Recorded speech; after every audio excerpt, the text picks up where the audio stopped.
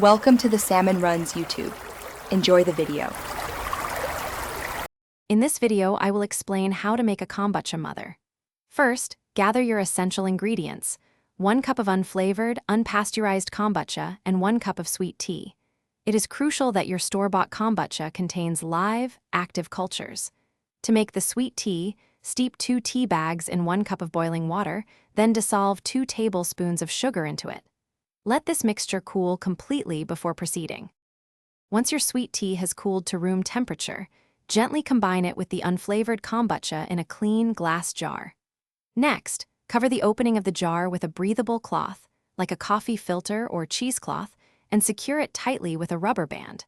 This allows air circulation while keeping contaminants out. Position your jar in a warm location, ideally between 75 and 85 degrees Fahrenheit, away from direct sunlight. Over the next 1 to 4 weeks, you will begin to observe a thin, gelatinous layer forming on the surface of your liquid. This is your new kombucha mother, also known as a SCOBY, which stands for symbiotic culture of bacteria and yeast.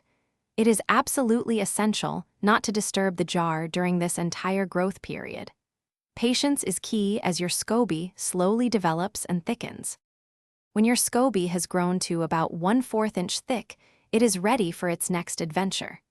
Gently remove the mature SCOBY from the jar, along with approximately 1 cup of the liquid, which is now your starter tea.